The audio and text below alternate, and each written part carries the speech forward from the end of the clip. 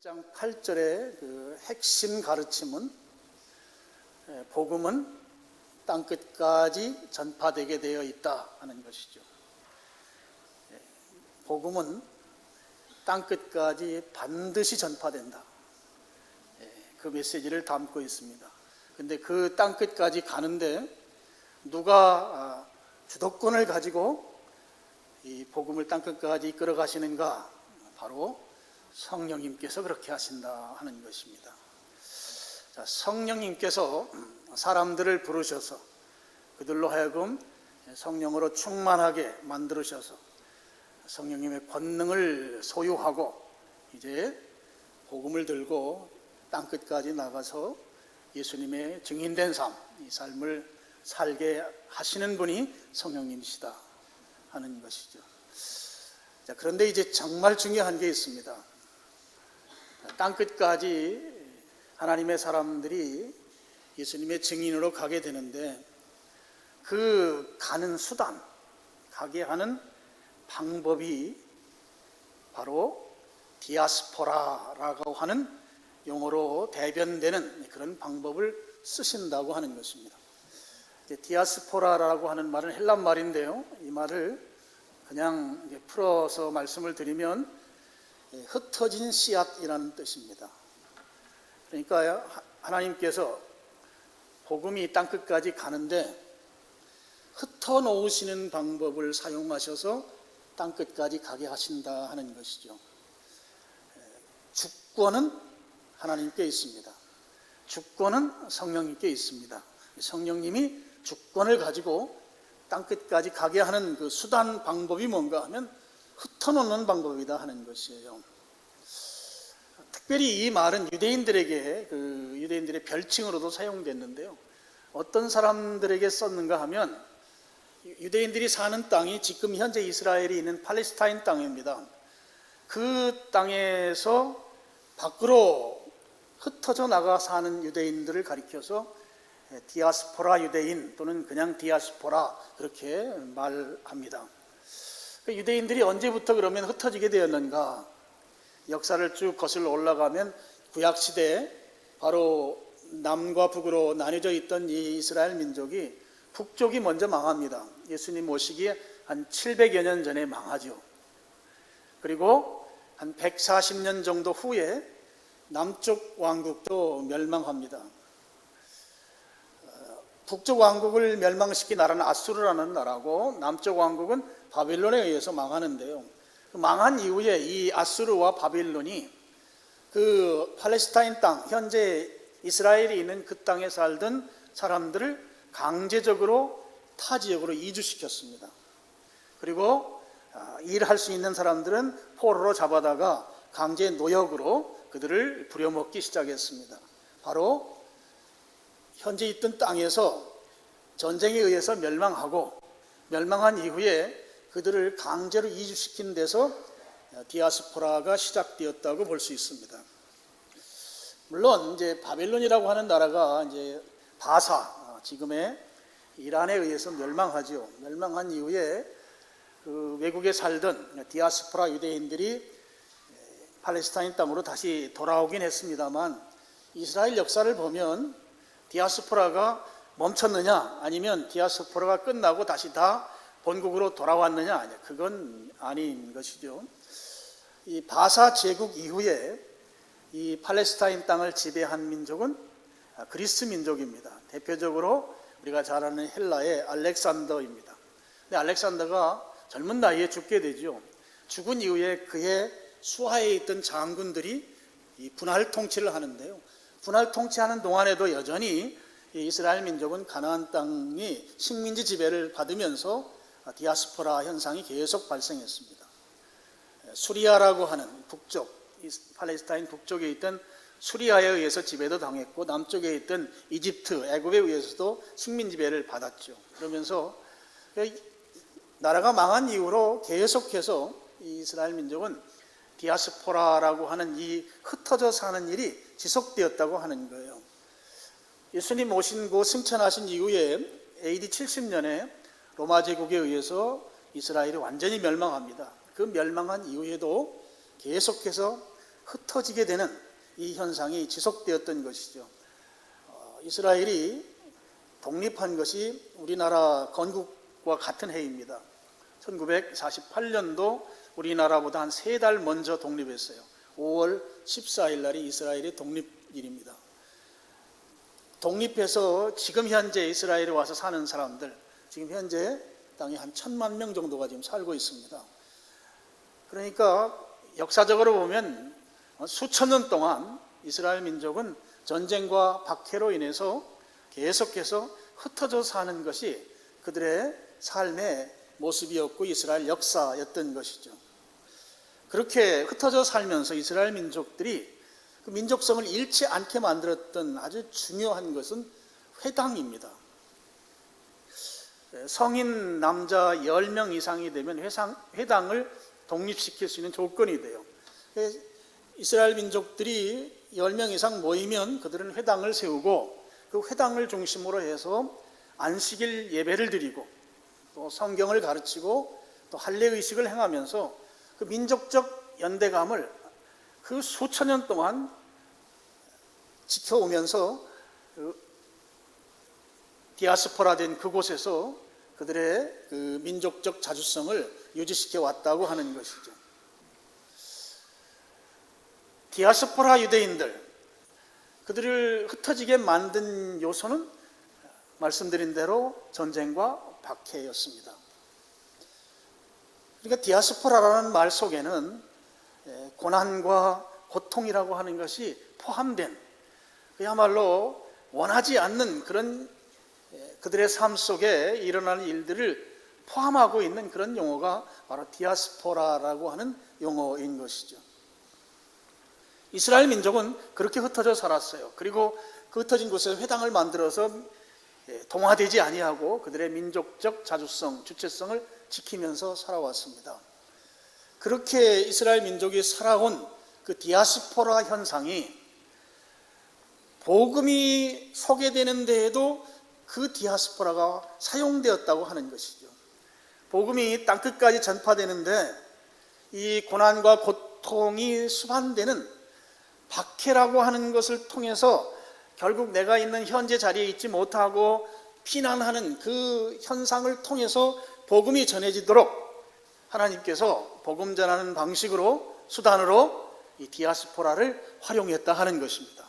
그러니까 유대인 민족이 역사적으로 디아스포라 현상을 품고 살았던 민족인데 거기에 얹혀서 복음이 전해지는데도 디아스포라를 통해서 복음이 전 세계로 땅끝까지 전해지게 되었다 하는 것이죠.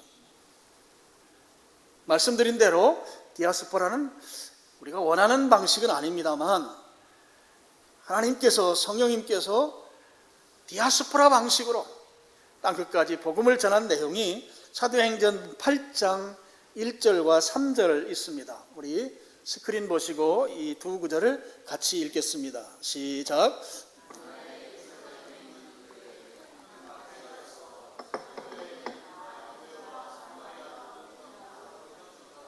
3절. 사울이 교회를 잔멸할세 집에 들어가 남녀를 끌어다가 옥에 넘기니라. 여러분 1절에 보면 아주 중요한 표현이 있어요. 교회에 큰 박해가 있어. 사도 외에는 다 그 다음 표현들이 중요합니다. 유대와 사마리아와 모든 땅으로 흩어지니라. 이 흩어진다는 말이 디아스포라이거든요. 근데 그 앞에 유대와 사마리아와 모든 땅 이렇게 표현됐어요. 바로 이 말씀은 사도행전 1장 8절이 성취되고 있는 것이죠. 사도행전 1장 8절 말씀이 성취되는데 그 성취되는 그 핵심 요소가 흩어지는 것이었다. 근데 흩어지는데 그 흩어지게 만든 원인이 무엇인가? 박해라고 하는 것이다. 박해를 통해서 사도행전 1장 8절 말씀, 그 말씀이 성취되고 있는 것이죠. 여러분, 로마 제국 시대, 로마 제국의 식민지 시대에 복음이 전파되는데요. 그 과정은 역사적으로 보면 엄청난 박해와 고난 속에서 많은 순교자를 배출했습니다. 로마 제국 영내에서 그런 박해가 있으니까 그 안에 있던 그리스도인들은 다시 로마 제국 외로 다시 흩어지게 됩니다. 박해는 흩어지게 만들어요. 복음을 가진 사람들이 박해를 견디지 못하고 로마 제국 밖으로 나가는데 지도상에 보면 로마와 붙어 있는 나라가 프랑스예요. 프랑스, 스위스, 그 다음에 독일, 러시아, 이쪽으로 스페인, 포르투갈, 그 유럽 전역으로 박해에 의해서 복음이 확산되기 시작합니다. 바로 디아스포라가 이 복음을 전 유럽으로 확산되도록 만들었다고 하는 것이죠. 자, 유럽에 소개된 이 디아스포라를 통한 복음 전파가 이제 미국 대륙으로 건너가는데요. 미국 대륙으로 건너갈 때도 역시 박해로 인해서 미 대륙으로 복음이 이제 전달되게 됩니다. 로마 제국이 4세기까지는 이 예수님 믿는 사람들을 엄청나게 박해했어요. 4세기 이후에는 로마 제국 안에서 이 예수님 믿는 것을 믿어도 된다고 하는 그런 이제 허락된 종교가 됩니다. 국가가 인정한 종교가 돼요. 로마 제국은 다종교 국가입니다. 자기가 믿고 싶은 신앙 가운데 예수님 믿어도 된다. 4세기 이후에 로마 황제가 그런 결정을 내렸죠. 그런 결정 이후에 교회는 정치 집단과 결탁을 하게 됩니다. 그래서 이 정치 권력과 교회 권력이 이 중세 시대에는 아주 막강한 권력을 갖게 됩니다. 그런 권력을 갖게 되면서 성경이 가르치는 그 가르침과 상반되는 그런 교회의 가르침들이 이제 생겨나기 시작한 거예요. 예를 들면 죄를 용서받기 위해서 고행을 해야 한다. 죄는 우리가 주님 앞에 자백하면 주님이 은혜로 용서해 주시는데 내가 그 죄만큼 대가를 지불해야 한다는 거예요. 엄청난 고행을 포함한 그런 가르침들이 있었습니다. 그리고 또 하나는 면죄부라고 하는 이렇게 이만한 그 보험사 증권같이 만들어진 그 면죄부 그 증권을 돈 받고 팔았어요. 그러니까 좀 기술적으로 헌금을 강요한 것이었습니다. 그리고 당시에는 교회 권력과 정치 권력이 일체된 그런 시대였기 때문에 사람들이 태어나면 주민등록을 해야 되는데 어디 가서 하는가 하면 교회 가서 해요. 교회 가서 하고 그 증거가 뭔가 하면 유아세례였습니다. 그러니까 유아세례는 일종의 출생신고와 같은 것이었습니다. 왜 그것을 시켰는가 하면 교회를 통해서 합법적으로 세금을 걷기 위한 것이었습니다. 이런 식의 가르침들이 중세시대를 아주 혼탁하게 만들었던 것이죠. 그런데 이것에 반대하거나 그것이 성경과 다른 가르침이라고 주장하면 사람들이 박해나 순교자로 그렇게 많은 사람들이 순교하의 피를 흘리게 되었던 것이죠. 이런 비성경적인 풍토가 유럽 전역에 지배하고 있을 때 신앙의 자유를 추구하던 사람들이 미 대륙으로 건너가서 목적은 하나님을 자유롭게 예배하고 싶다고 하는 그 목적 하나를 가지고 미국으로 건너간 거죠. 그래서 여러분 미국 헌법의 제1조가 뭔가 하면은요, 유럽에서 경험했던 이 국가교회가 박해하던 것을 방지하기 위해서 미국 헌법은 지금도 똑같아요. 1조가 국가는 교회를 간섭할 수 없다는 거예요. 종교의 자유가 미국 헌법 제1조입니다. 이런 역사적 배경 속에서 나온 것이죠. 여러분, 복음이 땅끝까지 전파되는데 하나님이 쓰시는 방법 하나가 디아스포라다는 거예요. 디아스포라는 박해와 고난이 포함된 용어라고 하는 것입니다. 그런데 하나님께서 복음이 땅끝까지 전파되는데 그러면 디아스포라라고 하는 이 방식만 사용하실까? 그렇지 않다고 하는 것입니다. 사도행전에 보면 하나님께서 성령님의 그 강력한 역사하심에 순종하는 방식이라고 하는 또 다른 한 방식을 통해서 땅끝까지 복음이 전해지도록 그렇게 하나님 역사하셨습니다. 빌립이라고 하는 분이 이디오피아의 그 왕궁에서 일하는 신하에게 복음을 전한 일이라든지, 베드로가 이방인인 고넬료의 집에 가서 복음을 전한 일이라든지, 이런 것들은 다 강력한 성령님의 역사에 순종함으로 인해서 복음이 전해졌던 것이죠. 여러분, 이 선교라고 하는 것, 땅끝까지 이 복음을 전하라고 하는 이 지상명령, 위대한 선교 명령을 순종하는데 그 수단으로 사용된 것이 디아스포라와 또 한 가지 방법이 있다고 하면 강력한 성령님의 역사에 순종하는 방식이 있다고 하는 것이에요. 적어도 땅끝까지 복음이 전해지는데 성령님이 주권을 가지고 일하시는데, 하나는 디아스포라, 또 한 가지는 강력한 성령님의 역사에 순종하는 방식을 통해서 땅끝까지 복음이 전해진다 하는 것이죠. 18세기, 19세기, 20세기에 강력한 성령님의 역사가 지구상에 나타나기 시작했어요.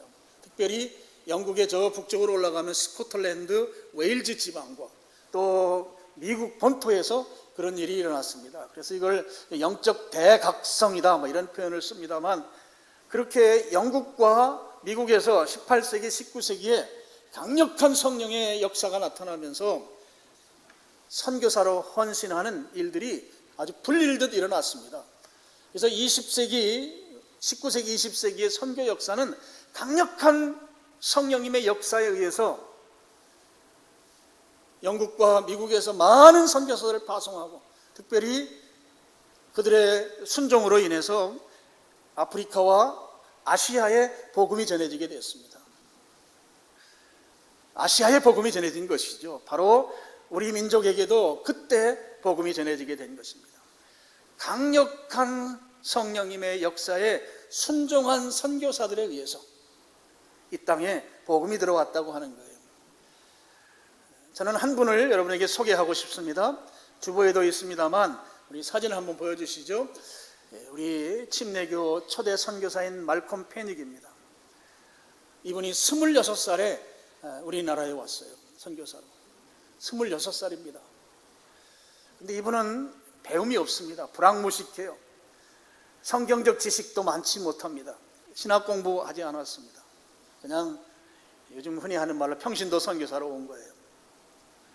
근데 그가 오게 된 계기가 있어요.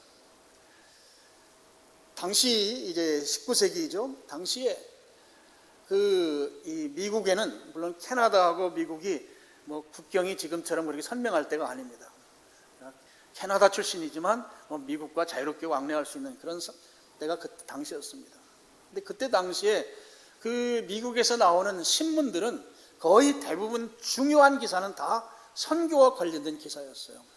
요즘 이제 우리나라 신문은 다 뭐 정치, 경제 이런 것들이 중요한 뉴스지만, 제가 보스턴에 가가지고 신학교에 가서 그 도서관에 옛날 문서들을 한번 본 적이 있어요. 우리 영목이하고 같이 가가지고 봤어요. 보니까 그 고대 문서들 보면 내용이 다 신문들이 선교와 관련된 게 탑뉴스예요. 근데 이때 당시에 이 페닉이 신문을 봤는데, 이 조선이라고 하는 나라에 의사 선교사로 헤론이라고 하는 사람이 왔는데, 여러분 이 미국에서 한국에 선교사로 온 분들이 그 당시에 그 학교 대학을 다 막 수석, 차석 이렇게 아주 수준 높은 실력 있는 사람들이 대한민국에 왔어요. 근데 헤론이라고 하는 선교사가 한국에 왔는데, 이 헤론 선교사의 아내가 복음을 전하다가 붙잡혀서 이제 교수형을 당할 상황이 됐다고 하는 것이 신문의 기사로 나온 거예요. 이 기사를 보고 이 페닉 선교사가 나도 조선에 가서 복음 전하다가 순교하겠다, 이런 결심을 한 거예요. 근데 그런 결심을 했는데 자기의 처지를 보니까 자기는 배운 것도 없고 돈도 없고 신학적인 지식도 없고, 그런데 그 신문을 통해서 강력한 성령의 부르심을 받은 거예요. 조선 땅에 가서 복음 전하면 죽이는 그 나라 나도 가겠다고. 그런데 내면에서는 나는 불황무식한 사람인데, 난 실력 없는데 내가 어떻게 가? 이 싸움 속에서 성령님의 강력한 역사 속에 그가 순종합니다. 순종하면서 했던 그 멋진 말이 있어요. 저는 녹슬고 찌그러진 양동이와 같은 존재입니다. 쓸모가 거의 없지만 나를 통해서 생명수를 나르는 도구로 하나님이 쓰시겠다고 하면 나는 거기에 순종하겠습니다. 그러면서 26살에 한국에 와서 오늘 침례교회를 이렇게 만들어 놓은 분이 바로 페닉입니다. 강력한 성령님의 역사에 순종으로도 복음이 땅끝까지 가게 된다고 하는 것이고, 거기에 순종한 사람들에 의해서 아시아에 복음이 전해졌다고 하는 것이죠. 여러분, 우리나라 교회도 60년대, 70년대를 거치면서 아주 강력한 교회 부흥 성령의 역사가 있었습니다. 그 결과로 80년대부터 우리나라도 선교사를 파송하기 시작했어요. 강력한 성령님의 부르심에 순종해서 80년대에 드디어 대한민국도 선교사를 파송하는 국가가 됐다고요. 그래서 지금 한 40년이 지났습니다. 보통 40년을 1세대로 보는데요. 지금 이제 은퇴하는 선교사님들이 나오기 시작한 거예요. 그렇게 선교사를 파송했는데 우리나라 선교사님의 숫자가 현재 약 2만 2천여 명 돼요. 이 숫자는 미국 다음으로 많은 숫자입니다. 전 세계에서 선교사를 가장 많이 파송한 국가는 미국이고요, 그 다음으로 많이 파송한 국가는 우리나라예요. 저는 이거 보면서 지금 세계에서 제1의 강국이 미국이잖아요. 불언간에 대한민국이 세계에서 두 번째 가는 강국 될 걸로 믿습니다. 이렇게 이 일들을 우리 민족이 지속할 수 있게 하기 위해서 하나님께서 백업 시켜줄 거다 하는데 모든 걸 다 지지하고 인정해 줄 거라고 저는 믿습니다. 그만큼 80년대부터 시작된 선교 역사가 우리나라가 전 세계에, 우리나라가 169개 나라에 지금 선교사들이 나가 있거든요. 공식적으로 인정받는 선교사들만 말합니다. 그런데 지금 한국 교회가 2000년대 들어오면서 이 성장이 둔화되고 교회가 조금 침체하는 그런 시기로 지금 바뀌어 버렸어요. 그러다 보니까 선교사로 헌신하는 분들이 눈에 띄게 줄어들었습니다. 2000년대 들면서. 그래서 지금 2만 2천 명의 그 나이를 계산해 보면 50대 이상이 대부분이고요, 30대 이하가 8% 정도밖에 되지 않아요. 젊은 선교사들이 지금 현장에 없고 거의 이제 나이가 찬 사람들 주로 있다고 하는 것이죠.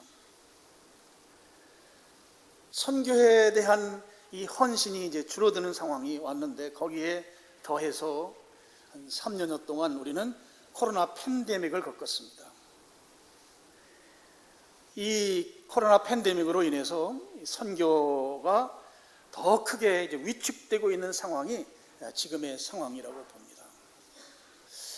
저는요, 이 코로나19라고 하는 이 팬데믹 전염병은 우리 교회와 우리 성도들, 목회자들을 향한 하나님의 경고 사인이라고 생각해요.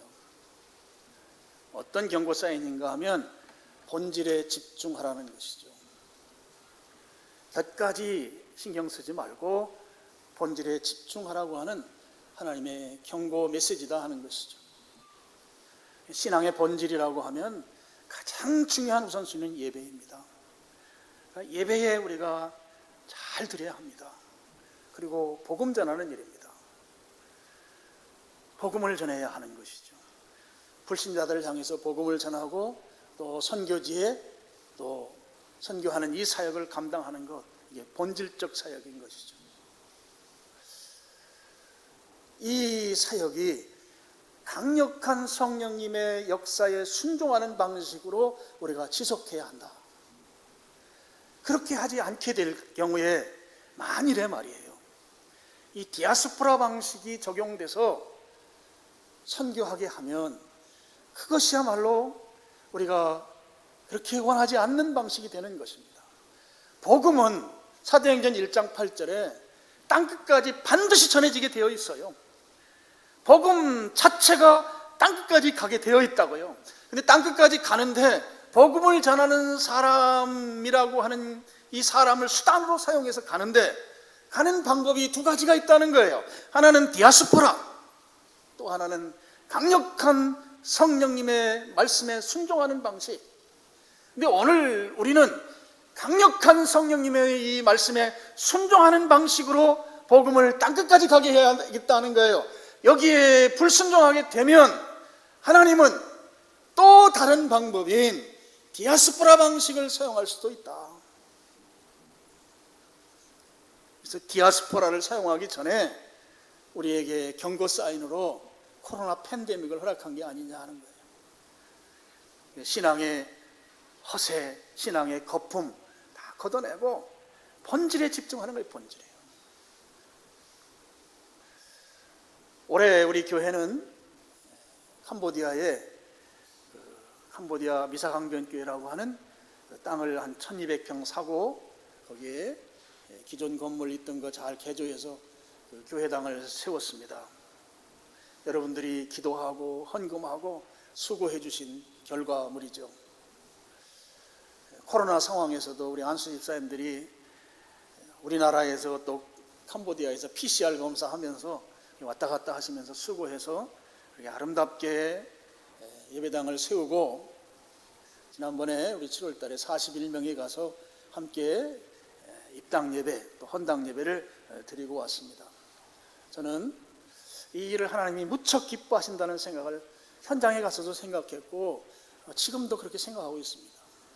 우리 한대희 선교사님 보내온 영상에 보니까 그 많은 아이들이 그곳에서 성경을 암송하고 주님을 찬양하고 또 함께 예배드리는 모습을 이 영상을 통해서 좀 보면서, 그 나라는 아주 뿌리부터 발끝까지 다 불교로 아주 그냥 완전히 염색된 나라예요. 불교 국가란 말이죠.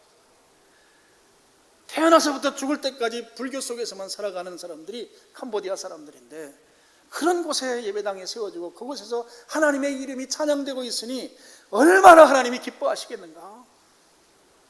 근데 그 일을 여러분이 하셨단 말이에요. 하나님께서 우리 교회를 향해서, 우리 성도들을 향해서 하나님께서 얼마나 흐뭇해 하시고 기뻐하실까, 이걸 생각하면 잠이 안 와요. 잠이 너무너무 좋아하세요. 제가 이렇게 좋은데 주님은 얼마나 좋아하실까. 그 어려운 상황 가운데서 우리 교회가 그렇게 썩 넉넉하지 못하잖아요. 그런 가운데에서 교회당 짓고 그곳에서 많은 사람들이, 이제 올해부터는 청소년 예배도 드리고 또 어른들 예배도 올해부터는 드린다고 그래요.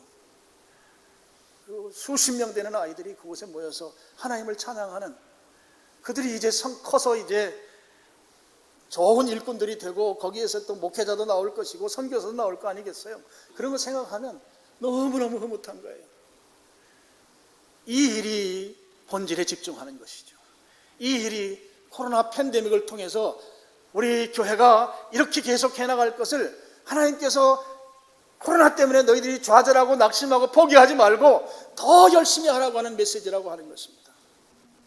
오늘 그 일을 위해서 여러분들이 헌신해 준 것에 대해서 저는 주님이 정말 기뻐하실 거로 믿습니다. 그리고 여러분들 그렇게 참여해 주셔서 너무너무 감사하고, 그렇게 참여한 것이 본질에 집중하는 오늘 이 시대에 정말 꼭 필요한 교회 사역이다, 저는 그렇게 믿고 있습니다. 자, 말씀을 이제 정리합니다. 복음이 땅끝까지 전파되는 데에는 두 가지 방법, 디아스포라라고 하는 고난이 포함된 흩어지게 하는 방법, 또 하나의 방법은 성령님의 강력한 역사에 순종하는 방법. 우리는 성령님의 강력한 역사에 순종하는 그 방법대로 선교사역을 지속해야 되겠다 하는 것이에요. 오늘 그것이 여러분들이 앞으로도 계속해서 선교사역에 참여하고 또 현장에도 선교지에도 방문하고 또 여러분 지금까지 잘 해주신 대로 선교 헌금도 해주시고 그렇게 했기 때문에 우리가 선교사님들을 후원할 수 있고 또 작은 교회들을 섬길 수가 있었습니다. 그 일을 올해도 여러분이 해주셨고 또 내년에도 그렇게 해주시기를 부탁을 드립니다. 그래서 우리 교회는 성령님의 강력한 역사에 순종함으로 선교 사역을 땅끝까지 이루도록 복음이 그 일에 우리 교회는 참여하는 그 방식에 지속적으로 함께하는 그런 교회, 그런 여러분 될 수 있기를 주님의 이름으로 축원합니다. 기도하겠습니다. 아버지 하나님, 오늘 선교주의를 맞이해서 저희들에게 땅끝까지 복음을 전하는 이 사역 지속할 수 있도록 특별히 성령님의 감동을 따라서 순종하는 교회로 그렇게 세워주신 거 감사합니다. 이 일을 지속해 나갈 수 있도록 저희들을 붙잡아 주시고 여전히 성령